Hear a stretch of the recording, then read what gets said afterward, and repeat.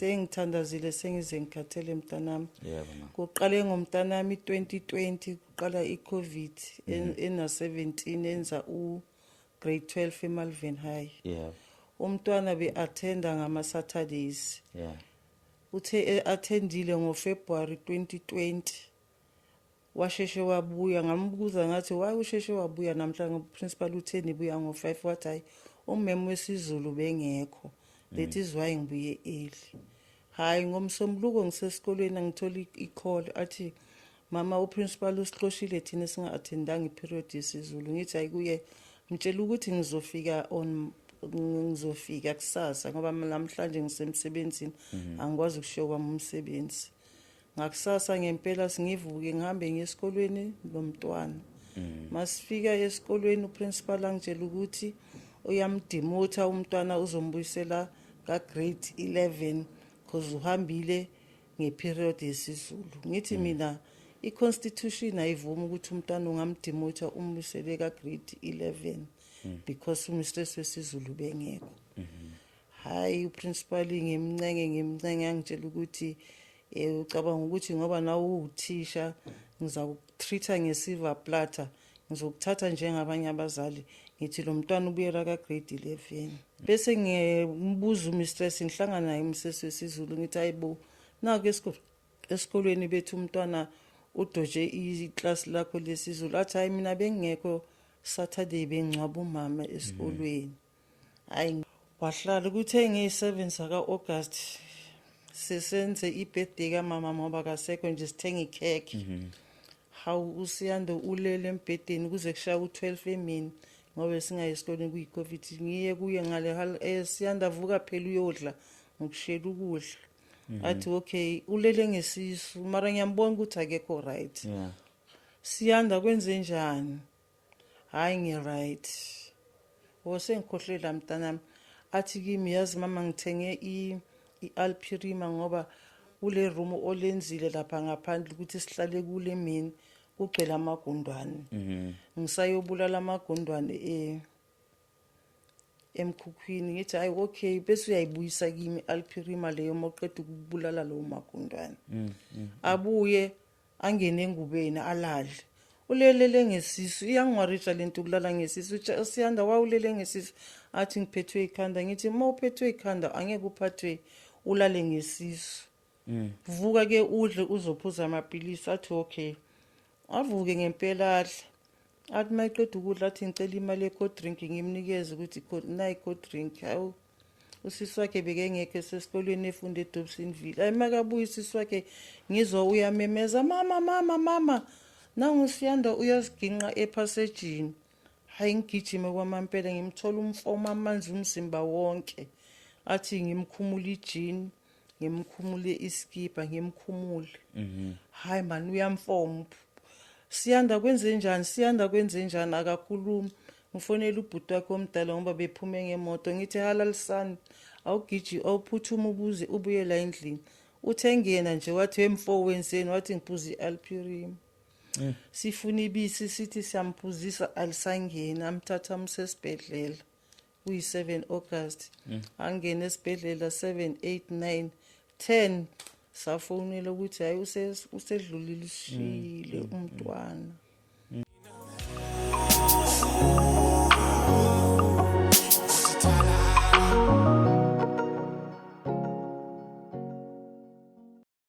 Okay, sanibonani bakulethu makhaya igama lami ke ngikwazi ngantsele ngiphaphase kanti nama nginibingela lapha silapha kune podcast lapha khona suka sixoxa nje izinto eziningi ezahlukahlukene ngane zakwethu njoba silapha sihlangene ngenkinga zabantu ezihlukahlukene ezukuthi thina nawe mbukeli lapha ekhaya sibe na indlela yokusiza singenelele la singakwazi khona ukungenelela khona silokhu nje siqhuquzelile ukuthi abantu abangaba nothando nongababa nosizo nokufisa lokuba i-Friends of Podcast lapha khona sobezama khona ukuraise isikhwama noma isikhwama se-podcast la khona kumele size khona umuntu simsize same time kungabi inkinga ukuthi sesilinde wena mbukeli ukuthi umfonele kodwa nakhona asivimi ukuthi umfonele umbukeli but ama-Friends of Podcast azokwenza ukuthi singabi nayo inkinga ukuthena umbukeli ufikile ekhaya waphuma engakwazanga ukusizakala noma waphumela ambatha azothi maqhubeka isikhathi silokhu nje sezama silungisa izinto ze trust fund ukuthi nazo zibe semqeni akukho kokungako nje ngaphandle ukuthi siyabonga support nothando onsipha lona namhlanje ngihamba ngedwa ngihamba nomama lapha uzoyichaza igama lakhe nesibongo sakhe ma sawubona angibingelele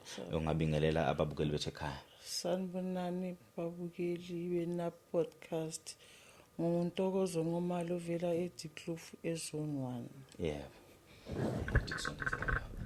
It's fine. Mama Ntokozo sisuka kuphi kwenzakalani yini lesihlangane ngana namhlanje? Hey mntanami kuningi angihlelanga kahle emhlabeni ngize ngifisa nokuzibulala mntanami ngilandela umntanami oshonile ngeenkinga ezingiphethe engazi ukuthi ngaziqaqelwa ubani sengithandazile sengize ngikhathele mntanami. Yebo mama. Kuqale ngomntanami 2020 kuqala iCovid ena 17 enza grade 12 eMalvern High. Yeah. Umntwana be-attenda ngama-Saturdays. Yeah. Uthe attendile ngoFebruary 2020. Washeshe wabuya ngambuza ngathi why usheshe wabuya namhlanje principal utheni buya ngo5 wathi hayi umeme wesiZulu bengekho. That is why ngibuye early.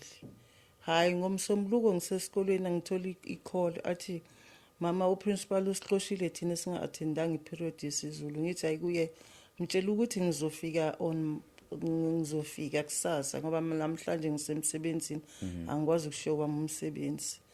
Ngakusasa ngempela singivuke ngihambe ngiyesikolweni nomntwana. Masifika esikolweni uprincipal angitshela ukuthi uyamdimotha umntwana uzombuyisela ka grade 11 because uhambile ngeperiod yesiZulu. Ngithi mina iconstitution ayivumi ukuthi umntwana ungamdimotha umbuyisele ka grade 11 because umistress wesiZulu bengekho. Hayi uprincipal ngimncenge angitshela ukuthi ucabanga ukuthi ngoba nawe uthisha ngizakutreata ngesilver platter ngizokuthatha njengabanye abazali ngithi lo mntwana ubuyela ka grade 11. Kanti sekuzoqala iCovid sihlale ekhaya. Hayi masihlele ekhaya ke umntwana ngilele ngimncenga ngithi siyanda uncenga mntanami angeke uhlephuke indawo hamba ubuyele ka grade 11 uphinda athi angeke mama bonke abantu engifunda nabo sika grade 12 angeke. Bese ngimbuza umistress ngihlangana naye umsesi wesiZulu ngithi hayibo nake esikolweni bethu umntwana udoje iclass lakho lesiZulu athi hayi mina bengekho Saturday bengcwaba umama esikolweni. Hayi ngibuyele ku principal kwenzakalani umntanami withdrawn sihlala sonke etafuleni masidla akasadli nathi uhlala esekamereni. Ngicela ukuthi ukuza esikolweni ngoba ngibe ngimfonela athi kimi ngize kusasa ayi ngijabule ngimxoxele naye Siyanda ngithi hayi Siyanda asambe msho principal uzokubuyisela eclassini lakho grade 12 uthi sifike kusasa. Hayi ngicela emsebenzini ngifone emsebenzini ukuthi ngizofika late si drive ngempela siye esikolweni sakhe masifike esikolweni angibizela amadoda nje agcwala ioffice amshaye 11 or 12. Hayi angitshela abuze lo mntwana kuye athi unamba bani kini athi yimi la sibona athi oyikho umama akhe akuspoiler. Abuye kimi athi ya wena mama yaziza ngoxoxela umama mile P3D for routine yini eBushbuck ube nomakhelwane ospoiler abantwana babafana yazi bafaka abhlungu kanjani nawo lo mntwana kusho ukuthi uyamspoiler ngoba yila sibona ngathi angimspoil. Kuyikhona into ezokwenzeka lo mntwana withdrawn akasahlali nathi wathi hayi awuyikho into ezokwenzeka. Okay wabuyela esikolweni ngathi Siyanda ngicela uyongena ka grade 11 uye ka yi1 uSiyanda ka grade 11 wahlala kuthe nge7 saka August sesenze ibirthday ka mama ngoba kasekho nje sithenga ikheke. Hawu uSiyanda ulele embedeni kuze kushaya u12 emini ngoba singaye esikoleni kuyiCovid ngiye kuye ngale Siyanda vuka phela uyodla ngokushela ukudla. Athi okay ulele ngesisu mara ngiyambona ukuthi akekho right. Siyanda kwenze njani? Hayi ngi right. Ngikhohlela mntanami athi kimi yazi mama ngithenge iAlpirima ngoba kule room olenzile lapha ngaphandle ukuthi sihlale kule mina kugcwele amagundwane. Ngisayobulala amagundwane emkhukhwini ngithi hayi okay bese uyayibuyisa kimi alphirima leyo mawuqeda ukubulala lo makundwane abuye angene engubeni alale ulelele ngesisu iyangwarisha lento ukulala ngesisu Siyanda wawulele ngesisu athi ngiphethwe ikhanda ngithi mawuphethwe ikhanda angeke uphathwe ulale ngesisu vuka ke udle uzophuza amapilisi athi okay avuke ngempela adle athi mayiqeda ukudla athi ngicela imali ye-cold drink ngimnikeze ukuthi nayi cold drink hawu usisi wakhe bekengekho esesikolweni efunda eDobsonville hayi makabuya usisi wakhe ngizwa uyamemeza mama nangu Siyanda uyaziginqa ephasejini hayi ngigijime kwamampela ngimthola umfomo amanzi umzimba wonke athi ngimkhumula ijini ngimkhumule iskipa ngimkhumule hayi man uyamfomo Siyanda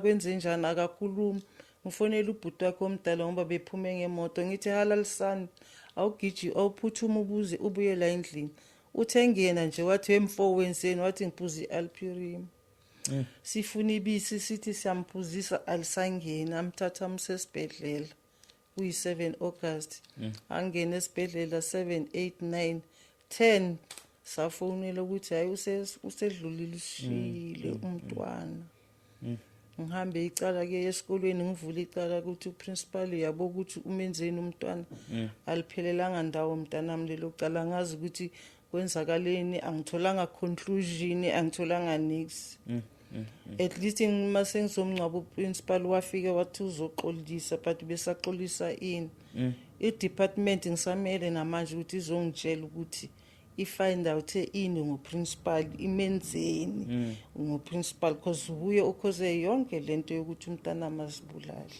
uqale lapho ke mntanami igameko ezimbi zilibele zingenzakalela nje bangukutshela ukuthi ke esikolweni naku ke angithi ushone 2020 2021 ngibuyele emsebenzini ngiyasebenza ngihola unyaka wonke wenzani ngiyafundisa uthisha ngiyabhalisa abantwana ama-assessment ngenza yonke into efunekayo njengothisha esikolweni kodwa umholo dolo lo ngihambile mntanami ama-office yonke indawo akekho oncedile angazi ukuthi nginesidina lesi engazi ukuthi mabebona babona inunu akekho ofuna ukungincedisa ukuthi kwenzakalani okay ngihlaleke ekhaya uxoshwa kanjani esikoleni uphela kanjani umsebenzi ngibhalelwa nje incwadi ukuthi ngingaphinde ngibuye esikolweni and indaba iqala ku-principal lo ngishoyo ukuthi bekasibhadalisa imali ngayibhadala i-10,000 yokuqala ngamtshela ukuthi ngizokupha ngama-1,000 ngoba nginamali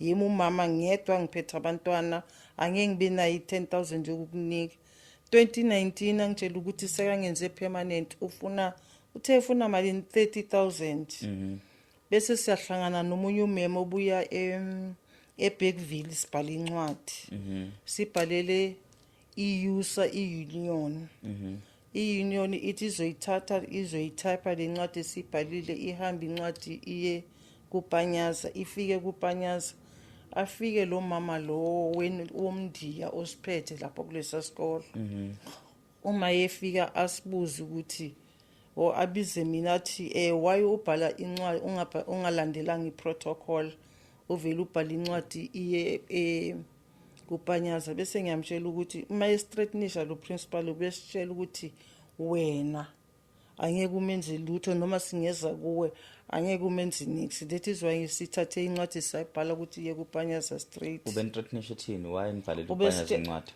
ubesitshela nje ukuthi noma ningihamba ningibhayisa ukuthi yini enginenza yona kulesikolo angeke ngilisho igama la kamama lo womndiya angeke angenze lutho so ungampayisa kanjani umuntu ohlala enitshela ukuthi noma ningangenza ini uzibanibani angeke angenze nisa ngeke ngize ngiyephume mina kulesikolo ngiyohamba mase ngina 65 okay ke ngibhala incwadi ke angazi ukuthi enzeni bese aya resign 2019 ngisale mina 2020 ufundise hawu makaqhamuka yena lo mama omndiya athi hawu usesekhona kulesikolo uyafundisa yazi bengithi uzibanibani ukuyekisile afuthi angeke ngisabulisho athi uhlengiwe bengithi ubhalile incwadi ukuthi akuyekisa umsebenzi kanjani akuyekile ayingizithulele ngifundise 2020 hayi angihohle angitholi niks. Uthisha kanjani ungaholi uyavolunteer what's happening why ungaholi? Ngumema ofundisa khona ngina 7 years mntanami kuleso sikolo nje bangithi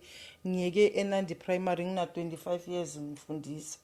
Ngathatha early retirement because bengigula njalo nginomama ogulayo ubaba ogulayo usisi wami ngathi uya ikhanda lakhe alisebenzi ngathi yazi nithi ngirisane 2013 ngizonakelela usisi Urizane wami. 13 ubuna 25 at that time. Ngina 25 years. Ngithi ayithi ngirizane ngizogada usisi wami. Unfortunately ngiyeka ngoJune, September washona. Bese ngibhala incwadi bese ngiyabuyela emsebenzini mangicela ukubuyela emsebenzini bathi hayi bhala incwadi eya ku-MEC. U-MEC wangaleso sikhathi bekuBarbara Chris. Ngibhala incwadi ukuthi ngicela ukubuya because ama problems ami ngathi asolvekile. 2013 or 2003? 2013. Mina ngiqala ukufundisa 1988. 1988 ngaze ngagcina 2013. Usebenze 25 years. Yebo Oh not ukuthi wena ubuna 25. 25 years. 25 years ngilapha ngifundisa kulesa sikolo saseNandi. Oh wazwayeka 2013. Ngaze ngayeka 2013 ngithi ngizonakelela lo sisi wami ogulayo. Unfortunately wadlula emhlabeni. Ngabona ukuthi akusiza ukuhlala labafana bawu2 ka 2001 nalo 2003 lo oyibulela. Ithi ngibuyele emsebenzini yokusebenza ngibuyele emsebenzini isikole ngisithola eJabavu East Primary. Angisithola lapha eJabavu yiloyo principal ke ofuna imali ukuze ngingene wakuthatha 10,000 othatha 10,000 engabhadala ngama-1000 rand. 2019 usengitshela ukuthi uzongenza permanent ufuna 30,000. Hayi ngibona ukuthi inzima le ngibhalela uPanyaza ukuthi angeke ngikhohle. uPanyaza athumele kuye lo mama womndiki ukuthi akahamba yophenya ukuthi ukwenzakalani kulesikolo saseJabavu East Primary. Afike ke bese ayatshoke lo mama ukuthi awu ningaze nibhalala uPanyaza bese ngiyasho ukuthi thina bekasithusa ngawo that is why sisabile ukuzwa kuwe ukuthi sibabili nomema. Masibabili nomema besethi uprincipal before ehambe balekathi uthole i-message ethi uzothengelwa ingabi uyazi ukuthi yimi engimthengile ingabi kodwa igama akuselami libhala omunye umema ofundisa khona kuleso sikole. Ngithi mina bengabhala lokho bengeke ngize ngifunele ingabi anginamali yeingabi I'm a single mom of 4. Anginayo nje imali yokudlala ukuthi ngaye kufunela ingabi uma wenza into wrong ngiyazi mina ukuthi kuphona ngiphume ngiye kumapha ama-offices. Hayi ahambe ke 2019 aresign kungena umngani wakhe. Makungena umngani wakhe ngingaholi. Afike eklasini lami ngokhona 2021 athi hawu usasebenza yazi yimi engikuncengele nje ukuthi usebenze and angazi ukuthi nale moto oqeda ukuyithenga uzoyibhadala ngani ngoba uqeda ukuyithenga angisho angiqele kanjalo. Hayi ngizithulele hayi ngempela bangifonela abantu bemoto ukuthi siyeza sizolanda imoto ngibasathe ngiyakhuluma ukuthi angiholi nalo mama uHOD yami uphumzile sithola ngibhalela incwadi ukuthi sicela nimxolele umemtokozo akaholi. Isizathu ungaholi siphi? Asikho. Awuholi nje? Angiholi nje. Kunayo personal number 11985542 so ngayithola ngo-1988 ngiqala ukufundisa. Ilokhu nje yaba Isolokhu yaba njalo. So uma unenkinga ngiyaxolisa ukubuza imibuzo. Uma unenkinga ungaholi, is it a problem esikole or a problem department? A problem department. So did you try to go get help ku department? Yes ngaya. Ngathola uHR ababethu Xaba umuzi Xaba. Mangifika umuzi Xaba wangitshela straight ukuthi bathenga uqoshe emsebenzini. Uthi kusho isikole. Kusho umuzi yebo athi bese ethi utshelwe isikole ukuthi athi utshelwe isikole ukuthi angixoshe bese ngithi mina hayi ngiyabaza abantu abathe ngixosha futhi angisabi ukushusha amagama abo ngoba noma bangaya phambili ngiyazi ukuthi ngathi utshelwe uMazibuko ukuthi ungixoshe wathula. Wathi bathe ngikuxoshe esikolweni. Hayi kwamampela ke 2021 ngo-22 December ngiyithole yonke imali yami mntanami. Angixoshwanga ngithi anti mawuxoshwa uthola incwadi ngoDisemba ukuthi wena January awufuni. Buyele 2022 it's a reporting day. Mangithi ngiyangena egedini lesikolo usecurity lithi umemazibuko uthe wena ungangeni la esikolweni awufuneki wena memnqomalo bathe nje futhi bangibiza memntoyana umemntoyana bathe wena ungangeni egedini lesikolo ngihambe ngiye Harrison Street edrobheni ngiyobuza bangitshela ukuthi iCovid angikwazi ukungena mangitshele uma lo isecurity ukuthi ngiqala ngani bese ngiyalitshela isecurity ukuthi hayibo ngixoshiwe emsebenzini ngizele lokho ba-check lapha yana bathi hayi awukwazi ukuxoshwa uyitholile incwadi eshoyo ukuthi uyagcina ngoDisemba ngithi cha ngithola ngencwadi bathi manje buyele esikolweni azange sabuyela mntanami esikolweni seloku ngihleli incwadi waxoshwa ngayile yile nganaletha head engasayinwanga ubani bathi fanele ngabe sayino ngazi HOD ulidwaba inencwadi ile wabhalelwa nge-11 zika January 2022 yes no report ithi incwadi ukuthi babhala kabi ke bathi the SGB chairperson and Miss Mazibuko and the cluster leader had a meeting regarding Madam Thoyana angazi thini lekama hardly be aware her inkosi yami babhale kabi for kunamagama engabuke ungabonakali for 21 and paid in December okay kindly be aware ngicela uqala phansi the SGB chairperson and Miss Mazibuko and the cluster leader had a meeting regarding Madam Thoyana kindly be aware her salary for 2021 was paid in December but her period of employment was only for the period January to December 2021 her service has been terminated or her services have been terminated kwase kufaka signature so there is no stamp there is nothing but the SGB chairperson which means school governing board isona isithathele isinqumo yebo shoot wena uqoshwe school governing board yes ngingaqhashwanga governing board ngiqashwe department ifanele ngabe isayinwe yaba nama letterheads ase Department of Education kwasena uMr babeyibhalela bani lencwadi ngoba bayibhalele wena babeyifake ku logbook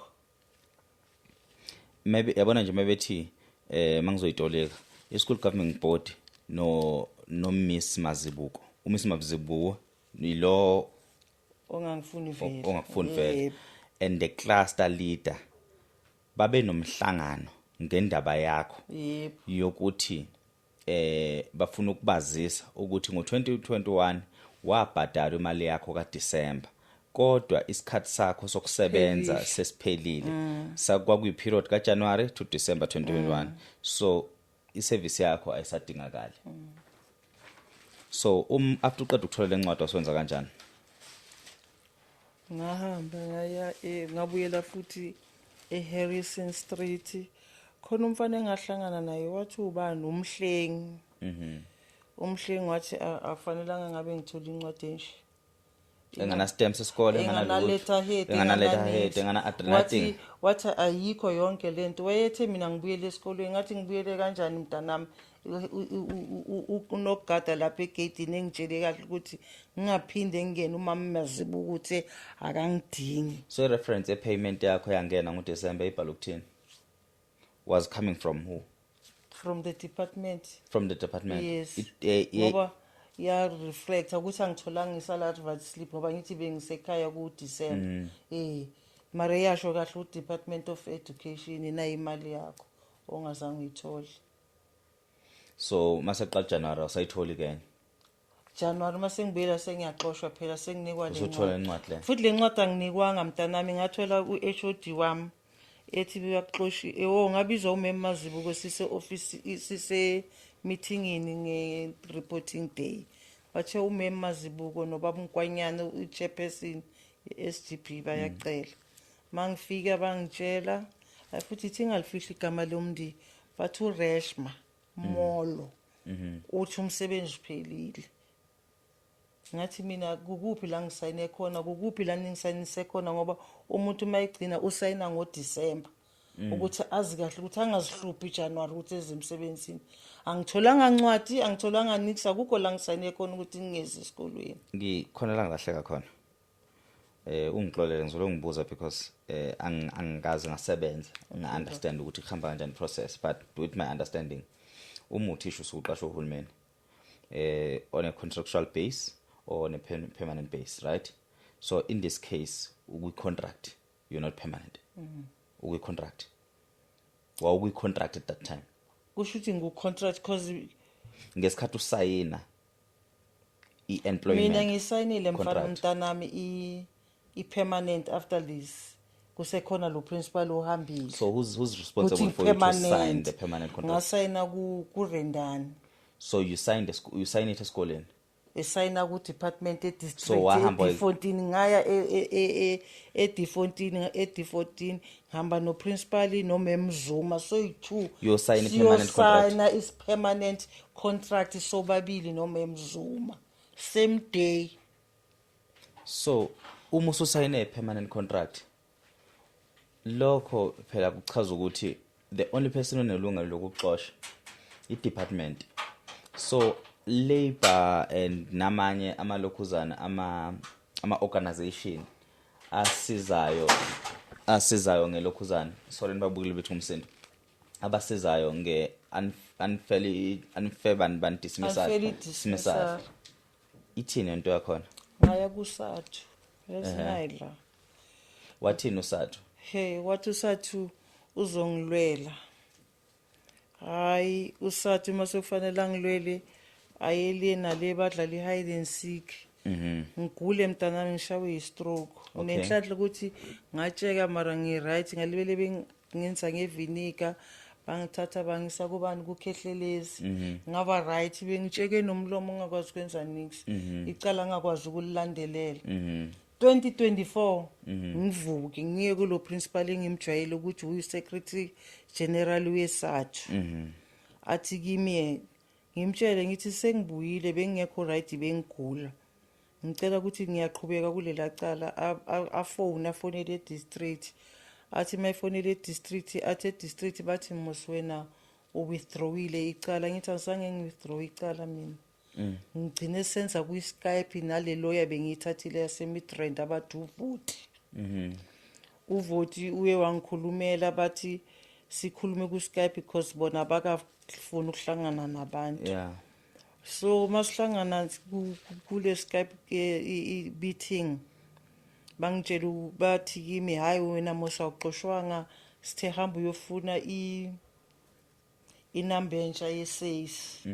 Ngithi mina ngifuna kanjani inamba ye-SACE because ningiqhashe ngayo le i-SACE number yami ibhalwe ile i-pesal number 11985 ongafananga nengiqhashe ningibise back 2014 ngihola ngayo why manje mangilwa no principal senenza kanje bathi hayi hamba ngihambe mntanami ngifike e-SACE ePitori bathi ngiyoregister kabusha. Mangifika e-SACE ngikhipha itifiketi zami nje sibhale March Ntokozo Nxumalo. Ipasi lami linegama eli-1 Marjory. Bathi akusezami ezomkokotela. So now ukuphetha kwento isiphetha because wena uphethe isitifiketi esinegama siphe certificate kambe nas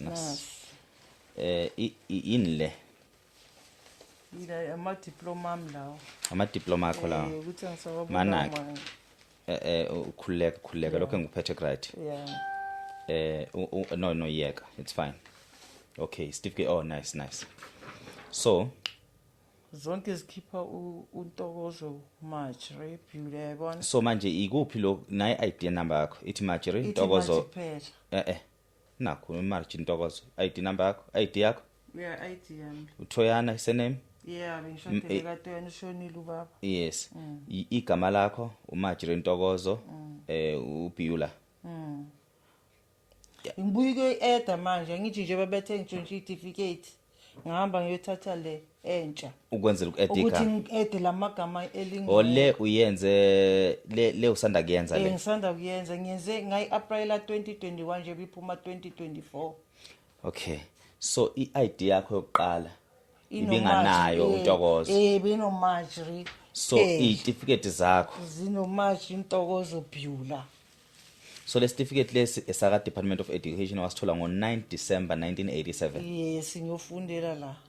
izifundo zakho ama courses lawo wenza education, wenza i-child health care and nutrition, wenza i-pre-primary theory and psychodidactics, Yeah. waphinde wenza i-pre-primary subject didactics, waphinde wenza teaching practice, waphinde wenza teaching science. Yes. So this is you. Mangifike seyisathi lo mama lo sisi olapha usitshontshile beyingekho le course le. Ngesikhathi uyenza. So asikwazi ukukuregister. So yini le? Lesi mangiqhubeka ngiyofunda manje college ngiqhubeka nokufunda. Yes. Junior primary. Z3 C1 So ungaziwakhiphe wonke, it's Yeah. fine. Yeah. So kade department bakuxosha noma bakuchitha ngecase yakho oze ngayo ke nawo. Bakuchitha based ukuthi lezi certificates zakhe ezefake. Bathi uzintshontshile ngiyaxolisa. Bathenga isitshontshile akusezami. Mase bebona ukuthi kuyabambeka sebethi manje i-SACE number yami abasayifuni mangiyo applyele entsha. Mangiya ke manje mntanami ngithi ngiyo-applyele entsha ngoba ngifuna ukubuyela ngiyofundisa. Sekuvela lecala laka lo bhuti lo ongithukayo. Nama fingerprint manje ngisengine criminal records. Okay. Now usathula indaba yakho ukuthi ufuna ukubuyela emsebenzini. Sekuqhamuka le case osibhalile ngayo kalobhuti. Le nginibhalele ngayo. Asike sixoxe ngale case yalobhuti ke kwenzakalani ke manje. Le sifika iphazamisa isikwenzisa nama criminal record. Yini le qala evalwe la? Bengifake lona le thombe lesi ngoba bengiyo Okay. Asiqhubeke ke. Nge-20 kwenzakalani ke? 2023 29 May. Yabe kuyi 29 May. Ngifonela umakhelwane wami kaHlomuka Ntokozo kukhala ngapha kwaNkosi ama voice note wakho la wadlala yangwezwa ngithi hayi awami athi awakho mangiphuma angilandela umntanami umntombazane nomfana siya khona sifike sime egedini ngithi hayi baba Nkosi ngicela ungadlala ama voice note wami without my consent. Wadlala wathatha ama voice note awakho ubothumela kuyena? Bengikhuluma ne-girlfriend yakhe. Okay. Izili izongitshela ukuthi mama izonke izinto ezenzakalayo ezimbi la kwakho zibuma kubaba uNkosi sengimbonile uyaganga. Uzufuye nenyoka la endlini. Bengizokutshela ukuthi ungazicabangela abanye abantu baba uNkosi. Mina ngiya kubaba uNkosi ngithi baba uNkosi ngicela udla yabona maye kuthumelela unomfundo. Ngicela udlale wonke ama voice note ungadlala wami kuphela. Uyangidida mamntokozo. Asihlehle kancane, right? Angifuna ukuthi udideke. Okay baba. Ushonela umntwana wakho udle alprim. Uxoshwe emsebenzini. Ukhuluma negirlfriend kababa Ubaba uNkosi. ubaba uNkosi. Nixoxa negirlfriend kababa uNkosi. Ubaba uNkosi mina bengihleli nomunye ubhuti mangiphuma e-dining room ngitholela ngithi ufunani la ngoba uyazi ukuthi umuntu wakho akasithandisisa akasizwisisi kahle. Ukhuluma ke ne-girlfriend, right? Yeah. Ithi hayi bengizela ngizolanda impahla zami ngithola kukhiwe bengicela ungiboleke ifoni ngifonela ubaba uNkosi. Ngimnikeze mntanami afonela ubaba uNkosi. Ubaba uNkosi amtshela ukuthi ukude. Ahambe. Ntambama ngidlalela ama voice note angithumelele la ubaba uNkosi engithuka khona engibiza ngeprostitute into eyaqoshwe eThekwini iwumqwayizi ngiyathakatha ngizothakatha imoto zakhe akana ngisho itroli la seCheckers lo baba angazi ukuthi ngizomloya ngithi ngibe ngimngene ngani. Hayi futhi ngingabi nendaba hawu nge29 ugesi ucimile 6 o'clock ubuye. Hayi siboneka baba uNkosi kugcwele icommunity. Hayi singanaki ngingene endlini ngisigezele ngithi ngiyolala bese ngifonela ubaba Hlomuka athi Manxumalo uphala ama voice note akho la kaNkosi akuphuma uzozo. Hayi ngitshela intombazane ngithi ayibonanga bathi ubaba uNkosi Adlalwe iBK nini? Kakhulu kugcwele kuzwakala izone 1 yonke. Kudlala ama voice note akho? Yebo. Lama voice note akho afike kanjani kubaba uNkosi? Kusho ukuthi phela wanikezo ex girlfriend. Iyo into ade ufika ungilahle lapho. Wena ukhuluma no ex girlfriend. Uthini uma uthumela ama voice note uthini ex girlfriend ubetheni kuwena ukuze umthumela ama voice note? Lalela ex girlfriend uthi ubaba uNkosi uthi wena umqwayizi. Okay. Bese mina ngiyamphendula. Uthini wena momphendula? Ngithi lalela ke sisi umethi mina ngumqwayizi umtshela ukuthi ubengeka beclient lami esho ngomlomo omkhulu opetuke ngathi ama Russian ase roots angeke nje aze bomqayi abebengeke nje azobe client la ubengeke azalungu abesayangitshela ke ukuthi athi uyathakatha ngithi umtshela ukuthi ufuza ugogwakhe ngiphendula lento anje sikhuluma siyi2 asikhulumi noba Nkosi ake ngikhuluma no ex girlfriend soyi2 ngithi mina umtshela ukuthi ufuza ugogwakhe mayethi mina ngiyathakatha kusho ukuthi mina ke ngifuza ugogwakhe lo bekathakatha athatha ama voice note mntana amagijima aye kubaba uNkosi athumele mase ngiboshiwe mina sengiyatshelwa nje ungaqala uboshwe athatha ama girlfriend wathumela kubaba uNkosi girlfriend wathumela kubaba uNkosi ubaba uNkosi ama voice note awafaka ku-aux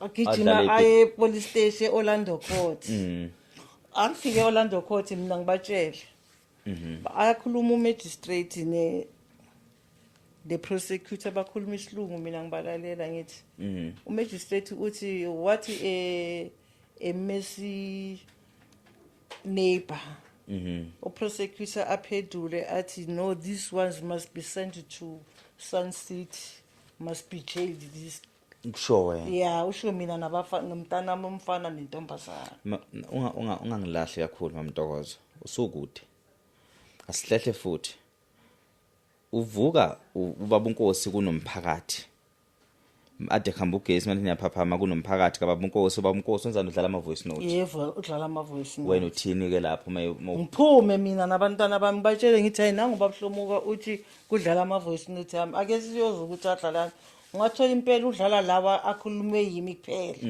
bese ngithi kubaba uNkosi akakuphanga kana unomfundo ama voice note ukuthi mina bengiphendula yena angihlanye uyawezwa nawe mawakhuluma ukuthi ngiyaphendula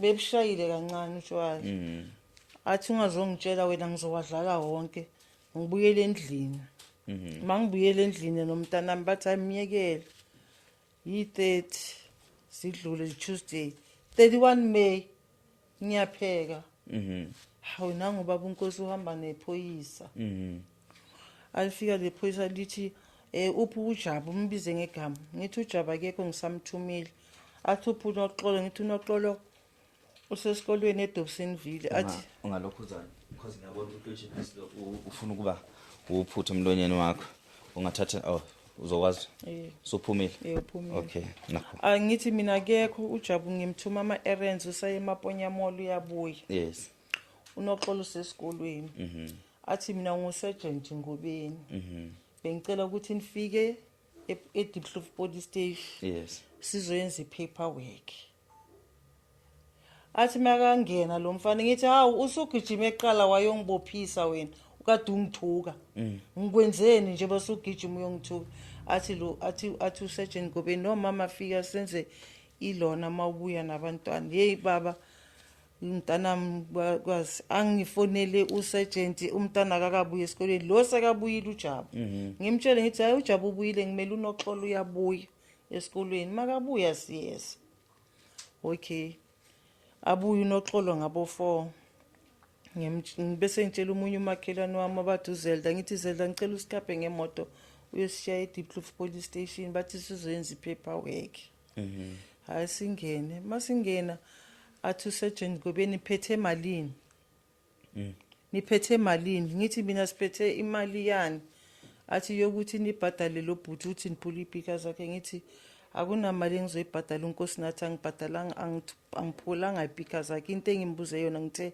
akadlala ama voice notes girlfriend yakhe because mina bengiphendulana neex girlfriend yakhe and mina nginama voice notes la bekangithuka khona engithunyelelwe igirlfriend yakhe hayi 31 bese bamfonela ukuthi sesikhona eDiepkloof police station afike athi usergeant Ngobeni abafuna ukukhipha imali la benquma lozi ngiyababopha athi aphendula uNkosi athi nje hayi sivalelwe ke ngempela silale eDiepkloof police station ekseni 7 o'clock usifake kuyikhwela siya eOrlando Court manje ecaleni asifike eOrlando Court sibingelele imanje ebese yasitshela ukuthi-ke angisakhumbula idate niyabuya ngedate eso-ke yakajuni. Hhayi sibuyele ngiyi-6 zakajuni ecourt. As-advertise omunye ubaba bathi uMashishi athi u-advocate Mashishi. Awu-advocate Mashishi okay athi ufuna 10,000. Mntanami angisebenzi. Ngihambe ngiyofuna imali emachayineni ngiyiboleke le 10,000 ngimnike iqinsi yonke ngoba ngifuna ukuthi angimele. Hawu ngisalinde lokho protection order futhi from kubaba uNkosi. Sengibophisela i-protection order manje sesihamba ke manje i-case manje ye-protection order sihamba le yangale futhi. Sihamba i-protection order angafiki. Wena wenzeni why baba uNkosi lokho ebhiza ukuvulela ama case awukhuluma action wakhona wenzani to provoke him to retaliate wenzani Angeke ngizenze ngcono mntana mangenzanga lutho phambi kobusuku bukaNkulunkulu. Ngisho nabakithi abalele bayazi la bekhona ukuthi angimenzanga ngisibaba uNkosi uyo nenzondo engayazi ukuthi iphumaphi. Ulokho uvulela protection order based on what? Uthi ngimthukile ngiyamhlasela. Ukwamhlasela? Cha. Ukwayibulala ipika zakhe? Yini ethi ubulala ipika zakhe? Baba uNkosi badlela ngicisithi baba uNkosi. I-girlfriend yakhe yazi ukuthi angiziboni bengithi ngizokuphathela la engenze khona. Angithi ungibone 2021 ngigcina esikolweni. Yena ngokwazi kwakhe kusho ukuthi ngiretire ngiphethe imali because uthubele ukuthi uManqumalo ngifuna ukuyidla yonke le mali yakhe ayithola yokugoga. Uthumele kwi-voice note uthumele lo wangithumelela uthi ngifuna ukwadla lama 1,000 akhe awatholile wokuguga ufuna ukumdlisa wona. Okay it's okay. Angibophise ke ku-protection order sihamba i-case le lawyer yokuqala sengiyekile uMashishi ngikhohle ukutshela umntana mangimpuma nami ngithi akayenza i-protection order bengingazi ukuthi kanti yena sekangenzela. Jabulani hamba ngenzela i-protection order ngikho right ngiyagula. Ahamba uJabathi yazi mama ngibonene e-court. Ngithi uboneni athi ngibona uNkosi nathi no-advocate Mashishi. Hawu. Kanjani manje mfethu? Athi ngimbonile. Ngakusasa siyecaleni. Masifika nje kuseni ngithi advocate Mashishi ngicela imali yami back. Athi kwenze njani ngithi umntanami bengimthumela ukubone ume ne-complainant. How come ume ne-complainant uyi-defense lawyer yethu? Kune-conflict of interest la. Athi hayi bengijwayele vele bengimela vele utsotsi lo mfana bengiyiloya yakhe ngithi wavumelana ukuba yiloya yethu kanti uyazi ukuthi i-complainant uyibonile muzi. Ngicela imali yami ayibuyise. Ayibuyise ubhuti wami oza kimi unumber 4 athi kimi ayihamba eHoward House kunobaba Maseko private investigator uzokuphi lawyer. Ngimthole lo baba athi uBishop Fezi. Hayi dayathi ufuna 10,000. Ngiyiboleke. Futhi ngingasayiboleke sengithatha kule yaka kuMashishi ngibhadala uFezi. Mbhadala uFezi imali. Hawu uthamo wakithi makafika ntambama athi Ntokozo ngibone uNkosi nathi eHoward House. La ngithole khona manje le lawyer yesibili. Hawu umbone khona athi bekahamba nale ntombazana yakhona uyi-administrator yakhona. Kanjani manje athi mina ngazi. Hayi ngimbuza kudlula amaviki siyecaleni naye manje uFezi. Uyongimele manje kule yase i-court ile ngale protection order. Uyafika nje futhi kahle. Angimele. Hawu. Mase fanele siye kule yangale sekayafika ngizwe unoxolo mama nangu uadvocate Fezi uyakubiza ula ngaphandle uthi akafuni nokungena. Hawu. Ngiphume yini advocate wangihlasele ekhaya engazange ngunike i-address. Athi hayi ngibone kwi-file likho sengifikile. Kwenze njani athi hey bekakhona ucomplainant uthi ngimele yena. Ecaleni. Hawu kanjani manje? Hayi kanjalo nje. Okay. Hamba isikhathi ucomplainant ujwayelene neprosecutor.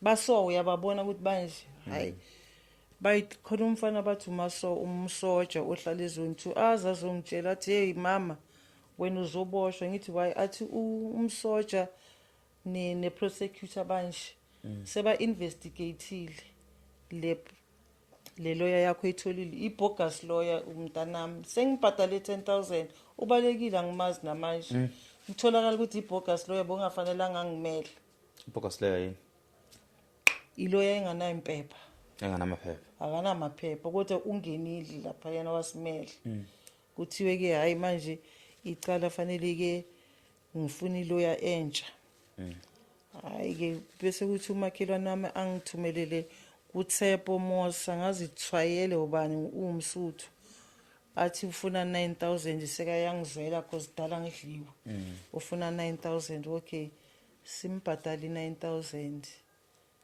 masibhadala 9,000 athi kimi masilibele siya balebele besidrayisa basibuyisele emuva lithethwa njalo icala silibe sibuyisele emuva athi sekafuna 3,000 phezulu sekuyi 12,000 ngiyiboleke ngigcwalise kube 12,000 5 February nje manje besiye 5 February masifika iloya ithi bhadalani lo muntu imali yakhe yebhika ngithi ngitshele from the start bengenguqhashi if bengibulalela ibhika bengeke ngize ngiboleke 12,000 bengizobhadala lo bhuti ibhika zakhe if ngisibulalela ngutshele from the start ukuthi akunayibhika ezibulewe la athi ngithi bhadalani le lawyer ngithi bhadalani lo unkosi imali yakhe yebhika ngithi mina ngeke ngibhadale imali engayiphulanga buwena ngicela kuwe i12,000 yambheki yabona nje ba asekathi uyehlisile usefuna 4,000 ngicela le 12,000 osiqweleda yona ke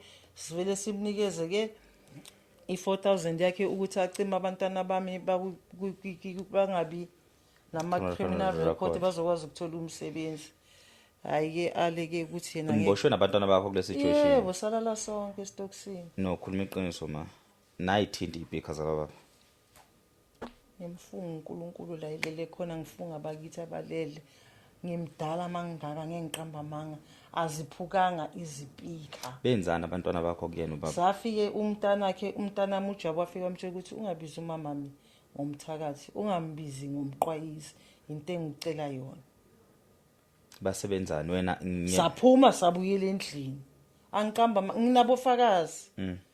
nginabofakazi abangimele ngisho amapatrola lawa ashoyo ukuthi wayehamba ephethe ini lento yokubemezela yebo ukuthi 6 o'clock uma ubuya ugesi ngicela ukuthi nifike kwami khona umuntu engimcuphile mangingafaka nje ivoice yakhe angeke ahlala ngaphumi uzophuma ngimcuphile so abantwana bakho abenza ngalutho okulisana nalo baba lutho uthi siphula amafoni na yazi ukuthi ama voice note wakhona yini le bengifake yini thini ku-USB yes uyasho ukuthi ufuna ukungidla imali ngoba yena engqondweni yakhe ubona ukuthi nje bangiyekile 2021 ngiretire ngiphethe imali uzuyasho ukuthi ngimfuna ukumdlisa umanqumala ama 1,000 rand akhe lawa watholile because ngizama ukuthi ngiyenze ibe sense lento ukuthi yena ufika udlala ama voice note wena the only thing you did ukuphuma umkhuze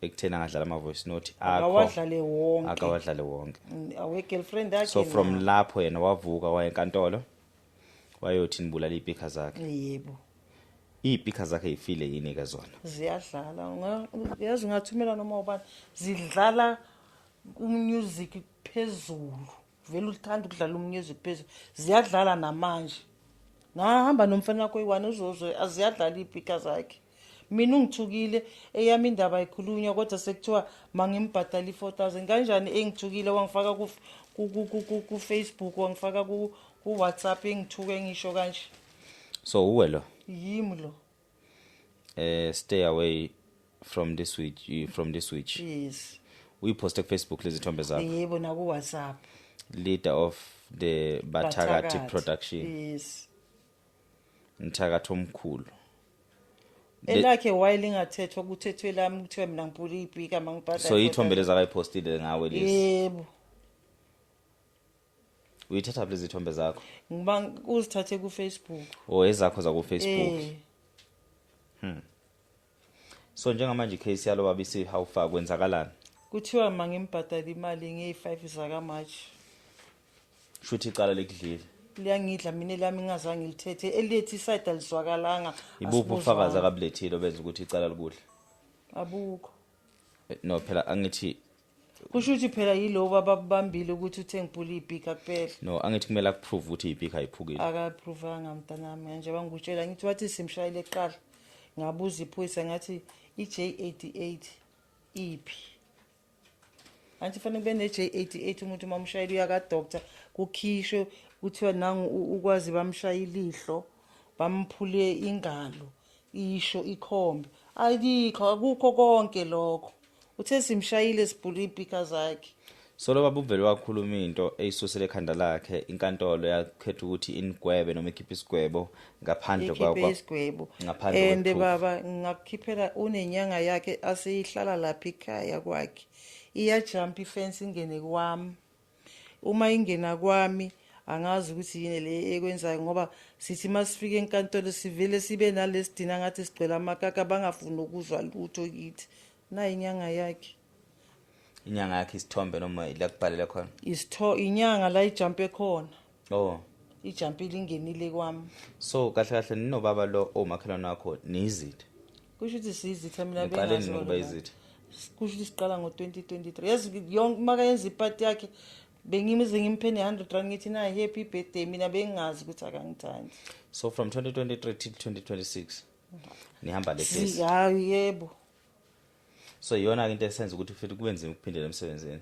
yebo ngoba ngithe mangifika ngiyo-register le-essays bathi hayi mama wena une-criminal record asikwazi ukubuyisela ka-teaching usesene-criminal record that is why ngiforced mntanami ukuthi ake ningizameleni yebo ngizoforced ukuthi ngibhadale le 4,000 ukuthi abantwana bamkeke bona bathole umsebenzi because lo yentombazane bekenzi lo akakwazi kuyopractice khona manje nokuthola i-certificate sakhe akakwazi ukuthi uzothamba ayopractice kuphi ngoba une-criminal record ngenxa lo baba njengazo lo baba nomfana uhleli hayi man ngiyakuzwa konke mina ngiyena umuntu ovama ukuthi angiyena umuntu oquestiona into esuke ixoxwe esuke ize neguest akwazi man konke ngiyakuzwa futhi konke from ekuqaleni kodwa la kule ukubophisana kwenu khona la kunga-80 khona lo baba lo it's either namthuka or khona ukuphambana khona okuthile nana enakwenza kuye akuyenzi sense ukuthi mina makhelwane wami nje la akukho lutho ngifunga uNkulunkulu angangishaya manje njengoba ashaya uSafaya emkhohlisa ethi na imali ezibophisa nezingane zakho zombili babu angithi nje bangikutshela ukuthi umakoti wakhe i-ex girlfriend beyisho ukuthi ungalibeli ukhetha bani akakufuni uba umkhosi uthi akakufiseli lutho ungaze ungibize ngumqwayizi wena mangibhekile because ngiyabona la ithombeni ubhali inhlamba uthi ngumqwayizi owaxoshwe eThekwini ngumqwayizi bengihlala eThekwini nje bengibona ngihlala la eGoli ngibuye eThekwini ngumqwayizi mina angikhuluma mama unobani baba uzowathenga ubhuti wami ngoba azi ukuthi azizwana nobhuti wami ozemva kwamazozo ngitshela ubhuti wami athi phela lo uthi ngihambe ngiyoba i-witness ngawe Ntokozo hawu wathenga umama sekhoneni kade sengimenzele naye protection order ngathi before angifuni uzenzele izitha bengathi yimi engirong wonke umuntu ngaya lapha ekhoneni ngafike ngathi mama kashiwe ngizela nguzokuvulela i-protection order because wena ningibiza ngokuthi nithi ngiyagula ngiphethwe yi-bipolar mangathi nilibhalele igama elithi bipolar noyichu anikwazi ukulibhala and ngifuna ukungitshela ukuthi manje njengoba seningidiagnosile umuntu ophethwe yi-bipolar umuntu onjani wangitshela umama athi Ntokozo nami bekathe ngikuvulela icala ubaba uNkosi ngithi ungishayile ngamtshela ukuthi angikwazi ukukuvulela icala ungenzanga lutho asihlehla kancane mama Nkosi ukulahla kwengane yakho ku-affecte kangakanani mina ngingaba buhlungu baba but kufanele ngi-accept izinto engingezishintshe Does it still affect you till today? kakhulu akupheli ke lokho ukuthi ngimenzeni uSiyanda ukuthi angaze angibhalele ichwathi yathi mama 1 2 3 angithandanga from kuwe yikho ngize ngakhetha ukuzibulala akupheli namanje kusazibuza ukuthi Siyanda ngakwenzani le engakuthi uze uzibulale angeke iziphele ukugcaba umntanakho 17 ngibheke okuhle kuye uthi makaphasa umatric uyahamba uye university uyoyenza something bese ngivelelwa amabhadi dalapha esikolweni angenzanga nix mntanami mina nginokuqajelwa amanga nje ukuthi ngithe ngingakushongo kade ngingekho nokubabikho uyazi ukuthi kona lapha eNandi bengifundisa khona uprincipal ngathi ngishonele umama mina 2011 ubaba amshone ngoJune umama walandela futhi 2011 kana ngoOctober mara uprincipal ngathi ngibuya mina wathi ngithe mina uJola noSisi owe SGB ngingakwazi nginokuqanjelwa amanga nje kuthiwa untokozo uthe ngingakwenza namanje ngisasho ubaba uNkosi angimenzanga nix kwayena deep down ifuna oNembeza uyaphila wazi kahle ukuthi akunayipiki ezaphuka akuna next yena uzitshela ukuthi mina nje bangiyeke 2021 ngiphethe imali isaka yilo lele alitshela igirlfriend yakhe uNomfundo ukuthi mina ngiphethe imali ufuna ukungidlisa lo mali angimenzanga lutho angisukeli umuntu ngayo kulesa strategy ngisihlalele endlini mina mangibuye esikolweni ngisasebenza ngihlala endlini ngeze ngiphume Monday mangiye emsebenzini angivakasheli umuntu ngafundiswa endlini umama uzalelwe eNatal baba waseNatal bekakutshela ukuthi akukho umntana ozophuma arome istrate engazi ukuthi ufunani uhlala la endlini wenza umsebenzi wasendlini Isizathu ukuthi ngibuze lo mbuzo ma angimenzanga nix ubaba uNkosi ngicela uNkulunkulu angene ngaphakathi kwakhe yazi everyday ngiyamthandazela ngithi uNkulunkulu usol wayezingela abantwana bakho naye ngicela ukuthi lamandla awasebenzisayo obusathane akaka umshintshe abophola agcina abhala incwadi eBhayibhelini ngawe afakaze ngawe ayekele ukungisukela ngathenga iMercedes Benz yami imile kuze kube namhlanje uhlala ehlekisa ngayo athi awubheka wathenga isikorokoro kanti wayethi mayeyibona ipakile athi mina ngithanda iBMW mina ngithanda iBMW ngoba ngiyisebenzela ngizamela ngumama ngiyi1 yena eyindoda manje seniphila ngane ekhaya nokweletisa amakuleni baba ngizame lokho nginomngane engakutshela namanje kade ngithumelele 1500 ukuthi ngiqashe iUber ngifike la kuwe owakahlongwane obuye eBergville yazi ungizongibuza yonke le mbuzo la it's because njengoba sikhuluma ngiya-observe I'm very observant uyakhumbula imbuzo ekubuza yona mongela lamnyanga before shoot ngikubuza ngathi uyabona namehlweni akhumbula because I could tell ukuthi you are mentally awukho right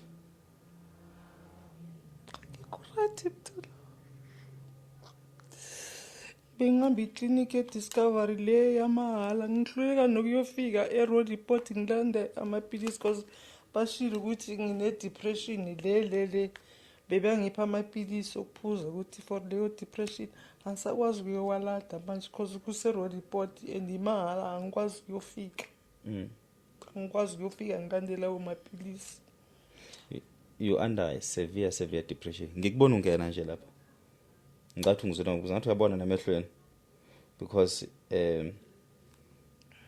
mawufika la for umbukelo ngazi lokhu ngibona ngixosha amaphepha ngala phetha amaphepha amaningi and kulamaphepha amaningi uzochaza lento ozoyichaza noma uzokhuluma lento ozoyikhuluma and somehow okunye kwakho ozokuchaza noma uzokukhuluma it's a cry for help yeminyaka eminingi edlule and you just need justice but at the same time you always find yourself endaweni is wrong or on a wrong side of things and it's been happening it might not mhlawumbe aqalanga ngesikhathi sikaSiyanda umntana wakho lozibulele it might be something enesikhathi eside aqala maybe your bad decisions or ama decisions that were not coming on your way ngendlela right nje behlezi phambana nawo ama decisions or uhlezi usithole izinkingeni eziningi ngesikhathi uyakhula and molokhu ukukhula each and every time lokhu usithole izindawo ezwrong not by your fault but by somehow ngokwempilo lokhu usithole endaweni obona ukuthi no bekungamele ngibe la and usithole ukukhulumeni ongakuqondile and now yonke lento lokhu yakhela enhlizweni yakho so now you find yourself losing umntwana through depression and uyahamba uyokhuluma udaba lomntwana esikoleni and nakhona mhlambe ngesikhathi ukhuluma udaba lomntwana esikoleni wahluleka ukummela ngendlela right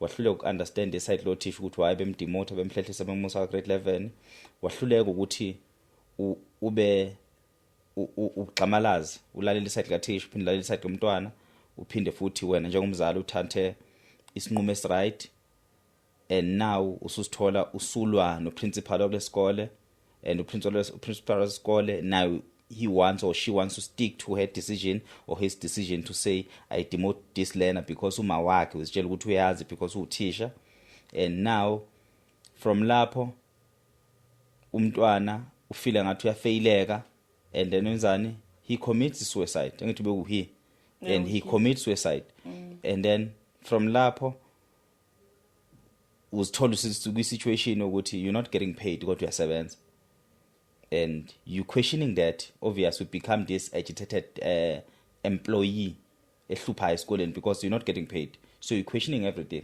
uquestiona lokhu and then your colleagues ngaphakathi esikoleni sebeqala basakuthanda so maybe ngakuthanda abakuthandi because of your actions you're not aware of your actions because you're doing things unaware because of what's happening mentally of what had happened few years back eminyakeni edlule ekukhuleni kwakho ekuyekeni umsebenzi 2013 after 25 years izinto zenzeka and then you had to go back to esikoleni uyosebenza because now impilo ayisenze ngendlela ofisa kwenza ngakhona your early retirement kunikele leyo mali and then you did this and that yaphela imali and then you had to go back to esikoleni so now kuningi okwenzakalayo and you become this frustrated employee phakathi kwabanye abasebenzi ukhuluma ngalona ukhuluma nalona ufuna lokho kulona ufuna imali yakho abaholeli and then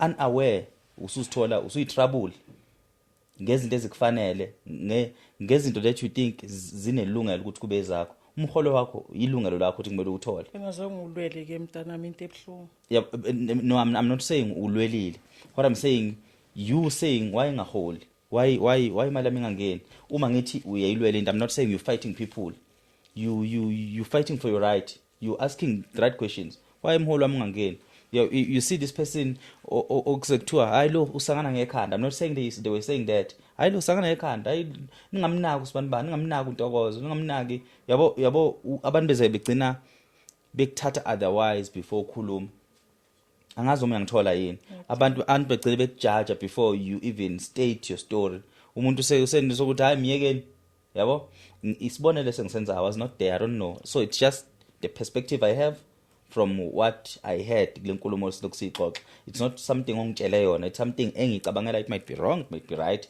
it's just me saying engikubonayo ngawe yabo so you always find yourself endaweni ezingekho right and then usunenkinga so that's why emagameni akho ungathathile mawuthi angazi noma ngiyanuka yini noma nginuka amasimba noma abantu ngiyabanuka yabo yonke lonto le now it's how you see yourself now ukuthi vele nongabe mina kuthiwa ngiyahamba ngiyakuleya podcast lo mfana loya somehow kukhona ukuthi uzongangiboni njengomuntu mhlawumbe right noma lo mfana loyo uzongithatha otherwise yabo so you always have izinto ezishoyo before umuntu azisho kuwe and now what you do you always try to protect yourself if you almost protect you always try to say izinto uzisho ngendlela ukuthi I want to protect myself because there's no one who can protect me so if umuntu who's saying things to protect yourself umuntu ofana nami who's observant who can listen umakhelwane wakho ungafica ukuthi ngempela uzenzanga zonke lezi zinto ozenzile akazenzile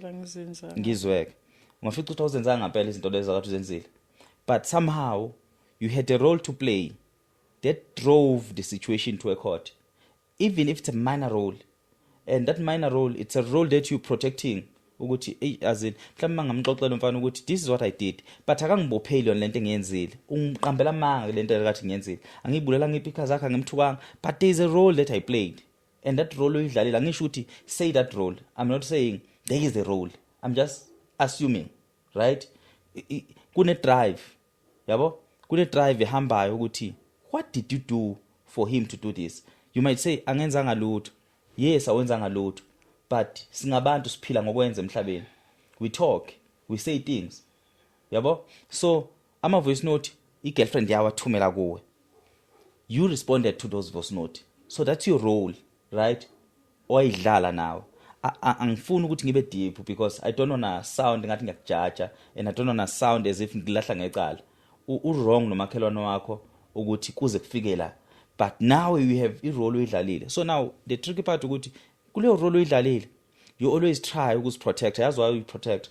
It's because each and every time kona wonke ama cases that you have been through, uxoshwe SGB, umntwana wakho ebemdemote, uhluleke umvikela ukuthi aphindele kwi grade yakhe, yonke lento le isekwenze wabanjani wafuna ukuba defensive to a lot of things, and even checking the lawyers abade kumela sinenini you take back your money usufuna enye lawyer, from kwenye lawyer uya kwenye lawyer.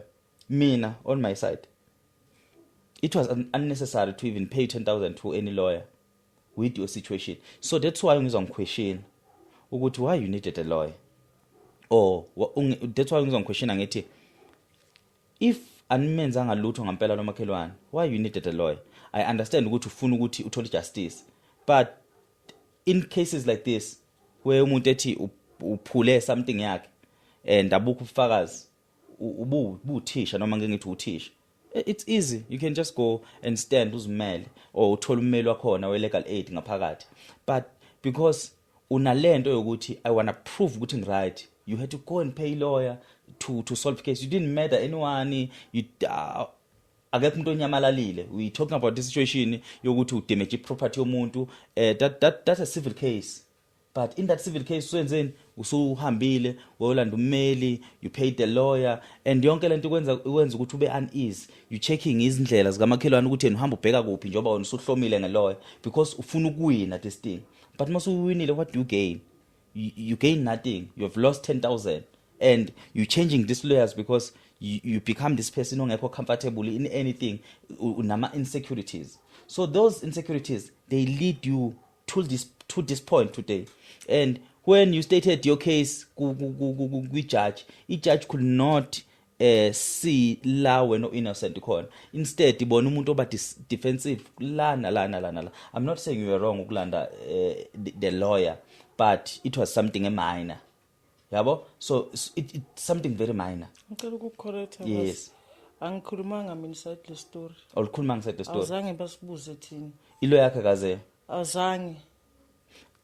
Now yonke lamaloyo sugcinwa bhadara. Asikaze thina sakhuluma sabeka aside of a story. So iphi incwadi ethi you have to pay this 4,000. Ayikho. So it was just verbally. Yeah. Magistrate vele yathi lawyer, you know your clients know what to do. Phela asithethanga thina sikhuluma ngiside the story. So uyibhadara kubani le mali? Bathi nginikeze yena. Without a letter? Yes. Akuna letter, akuna next. Bathi ngimnikeze yena 4,000. That's why ngibiza ngithi it's a civil case. It didn't need a lawyer. But I was advised ukuthi ngifuna lawyer. I understand. Remember ukuthi now I'm not only talking based on case kakhulu. I'm talking based on your mental health. I'm not angazi lutho ngamthetho. I'm just talking about your mental health now. Your mental health ikwi situation yokuthi is at risk. It's not functioning well. Isengcupheni. So angifuni ukuthi ngizwakale kumbukele ngathi ngene ecaleni or ngena ezintweni ezijulile, but I'm just saying your mental health sometimes inokwenza ukuthatha ama decisions are wrong, and those decisions are wrong akusuki namhlanje, kusuka back then, way back. So your decision somehow alokhe kushaya here and there. Mina from my side I think you really need help. not just usizwana, you need usizo lokululekwa ngengqondo, udinga umuntu ozokulapha. Kwazi yazi ukuthi kubhlungu kanjani nje bengibize ngomthakathi. I'm being called umthakathi. Endaweni manje. Yeah, Akutheli noma uhamba ukuthi iyakushaya. Mina futhi angisumuntu ohamba estrati ngihlala endlini mina. Uyazivalela. Ngihlala endlini mina vele from dala.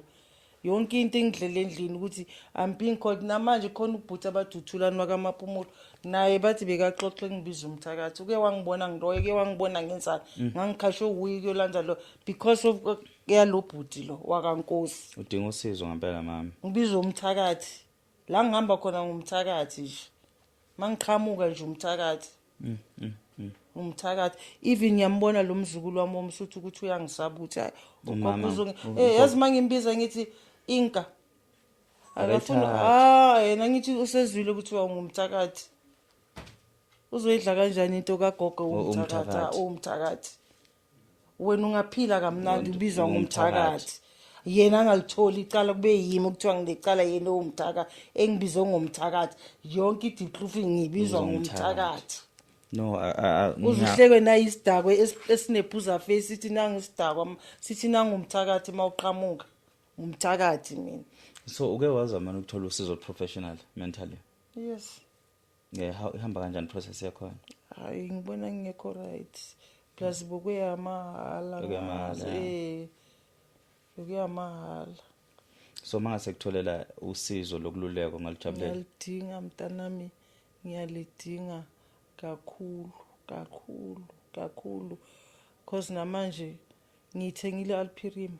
Cabanga ukusibulala ngilandela usiyanda wami ngiphumule ngoba ngempela sikwazi angizenzi ingcono or mhlambe ngine defensive mechanism angimsukela umuntu ene bengingiqhashi lawyer if ngiziphulile iphika zakhe bengizoyithatha imali ngiyinikeze ngithi sorry makhelwane kuye kwaba ienga na imali thatha uthenge iphika zakhe angizange ngiphula iphika zakhe angizange ngimenze lutho yena engqondweni yakhe vele uyiskema akekho ongamazi lapha ezonwana uthe ucabanga ukuthi nje bangiyekile 2021 ngiphethe imali yike etshela igirlfriend yakhe ukuthi hayi umanqimalo ngizomdlisa lama 1000 awathole ku department kanti angitholanga lutho akazi no ungazi ufike ekutheni uyibulale mama yazi kubhlungu bizwa ngomthakathi so okakafiki kwi-pension kahulumeni ngifikile incane ngithi ngayithatha ngina 48 so kufanele ukuthi ngithole 3000 every month. Okay, usathola 3000 right now. 3000 ngoba ngathatha ngimncane so bangipenalize kakhulu. Yeah. So leyo guga awukwazi ukuyithola futhi. Angikwazi ukuyithola because mawukade uyi government employee. Employee awukwazi ukuyi-applyela. What I see nokuthi what I feel kumele ngokuthishela kumele vele ngabe usuretire right now 65 65 and sekuyi 67 it is why befuna ukubuyela emsebenzini for 2 years at least ngisebenze 63 64 65 66 67 njengamanje na 60 ba ngizoyenza 63 December ushould selelwe i4 years ukuthi unga 2 years ukuthi ngabamba kancane so naku kuthiwa ngine criminal record. So usizo olukhulu obulidinga bekuyiluphi mntanami ebelenza ukuthi ugcine ufika la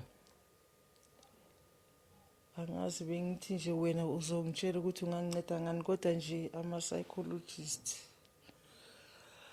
hayi ngiyawadinga mntanami ngikhathele ukuphila ngikhathele yazi umunye ugogo ungitshela ukuthi you are the chosen one uNkulunkulu la le nkinga kupha zona uyakutesta ngithi ayisengangitheste kakhulu isina angisakwazi ukuzimela is too much ukubizwa umthakathi wonke umuntu mayiqhamuka ngibizwa ngomthakathi sengikhathele angisakwazi ukuyimela wazagcina afike esinqumeni azithenga le Alpirima ngithengile zithu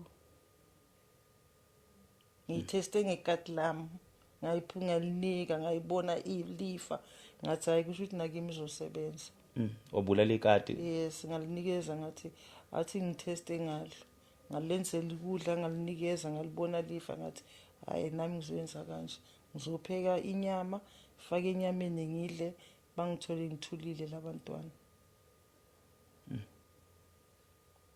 because lo bhuti kaNkosi uyongizisa ubuhlungu kakhulu ukuthi angimenzanga lutho mangicabanga ukuthi bekaboleka kimi ama 500 rand ngimnike ngimboleke azangafuna ukuyibuyisa ngingamenzi lutho namhlanje uyo ongenza kanje.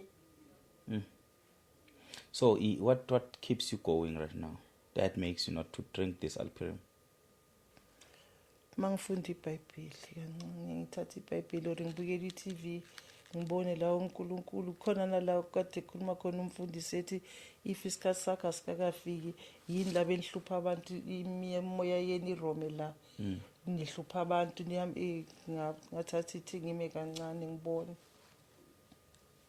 but umntana mtshelile lo intombazane because benginabafana abayi3 nentombazane eyi1 sibengabafana abayi2 nentombazane ngimtshelile intombazane ngathi noma kunini uzongithola ngiphuzile Alpirim khona manje ngilala ngepilisi lokulala ngize ngithi or ngiyothenga wona bemaningi ngiphuze wona ngivele ngilale ngavuki then ngiphumule ngoba ngihloshiwe ukuthi I'm the chosen one uNkulunkulu fana ngiteste kabuhlungu kanje angeke kuthiwe ngenza into yabona ibhlungu into ekuthiwa uyenzile ungayenzanga ngcono kube ngiyenzile ngisavuma namanje ngithi if ubaba uNkosi ngisiphulile ipika zakhe bengeke ngiqhashe ama lawyers bengizomnika imali ngithi thatha na imali ulungise ipika zakho angithandi into ekuthiwa ngiyenzile into ongayenza angiyenzanga ngiyamfunga uNkulunkulu uyazi naye ekhona uthi ungaliphathi igama lakhe ngeze angiziphulanga ipika zakhe nakusasa ngicabanga ukuyombophisa unomfundo wakhe because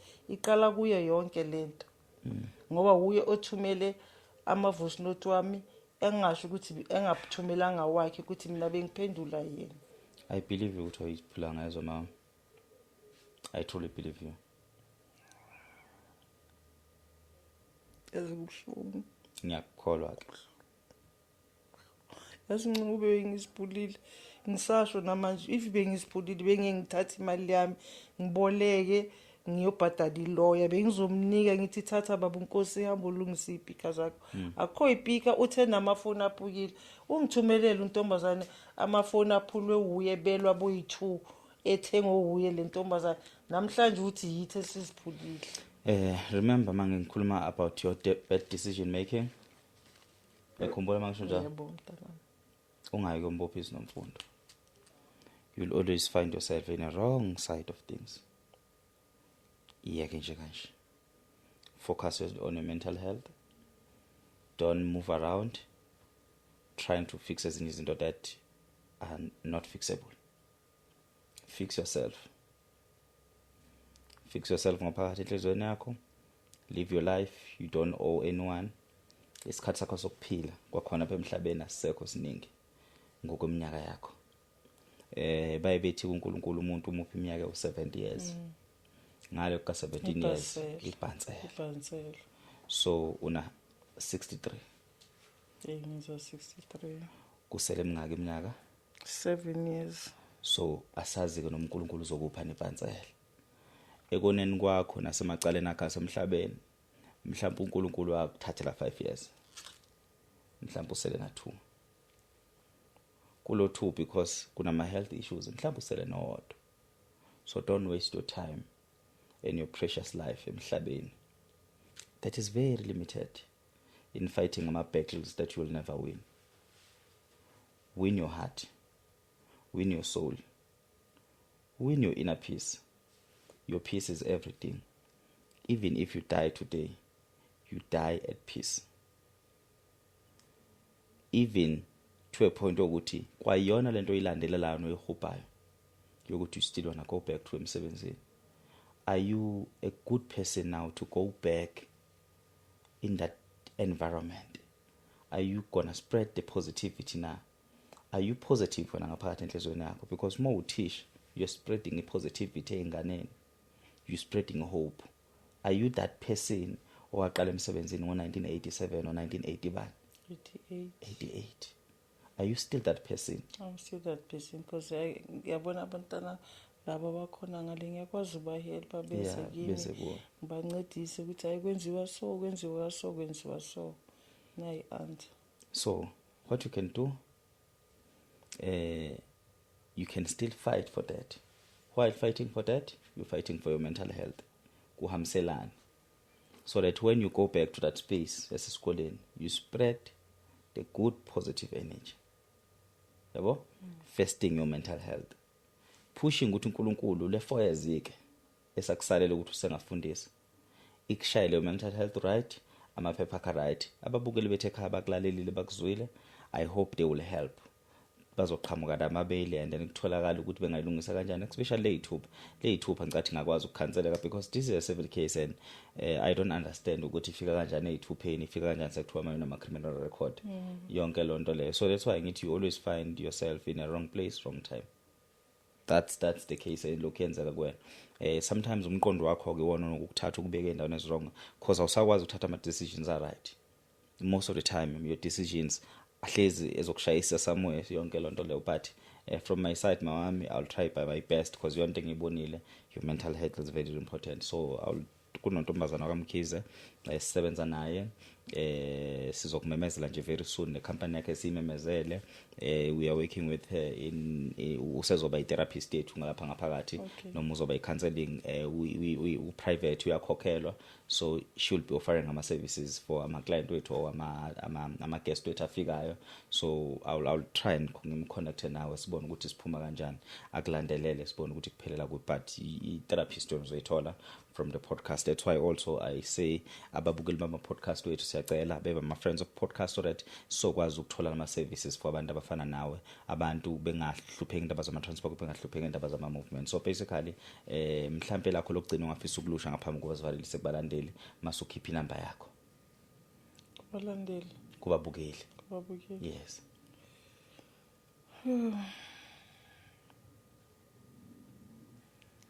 Babukeli, ngicela ningangijaji ithandwa zami.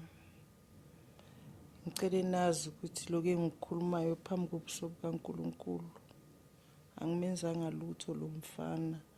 Ingakho ngathi ikhanda lami alisasebenzi. Yazi kubuhlungu ukublenyela into ongayenzanga.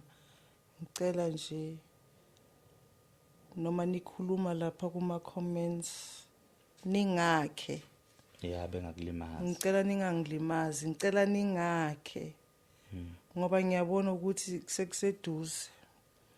Ukuthi ngikhiphe umphefumulo wami because ngiyazigwema ngokuhlala endlini but indaba ezimbi ziyangilandela. Ngicela ningakheni bantu bayinkosi. Ningiphe amandla. Ningithandazele, ningithandazise, ningangikhohlwa manithandaza ukuthi nibe naloya mama wakaNcumalo nimpha amandla aphile labazukulu bakhe, angaze akhipha umphefumulo ngento engekho mhlambe edlulayo. uNkulunkulu nje it's a test afuna ukuthi ngiyiphase, uyazi yena ukuthi mhlambe ungibekeleni ngale. Ngiyacela. Ngiyabonga. Siyabonga kakhulu mama, ungashiya inamba yakho benzele bezokwazi ukukuthinta. Inamba yami ithi 079 793 5304. Ungayiphinda futhi. Ithi 079 793 5304. Siyabonga kakhulu babukeli bethu emakhaya. Naka lamaphepha bengikhuluma ngawo akafike naye umama. Yabona ukuthi yonke lento le yinkinga akasedlule kuzona, yinkinga zakhe lezi. Izinto akasebhekene nazo nosizo akalidingayo nejustice. Uyabona umuntu mayisambe ephethe amaphepha angaka usuke ngingasazi ngempela ukuthi angabamba phi eshonise phi kuphelele kuphi, because uyabona ukuthi kuningi. Ngiyacela ukuthi asizakale, ngiyacela ukuthi nibe kanye naye, nimkhulekise futhi nimbeke emthandazweni. Uhlala eSoweto eDobsonville, eDeepkloof uhlala eSoweto eDeepkloof. Abangaba nothando lokumvakashela ekhaya lakhe beyombekisa emthandazweni, emphathela amagrosa nemphathela izinto ezimnandi ukwenzela ukuthi naye azokwazi ukubuyelwa ilithemba. Ikakhulukazi uma ngase nje akwazi ukuthi kuphele discriminatory record, athola umsebenzi, athole necounseling, but icounseling will also offer from our side. Inkosi nibusise nibe nobusuku obuhle. Ngiyabonga.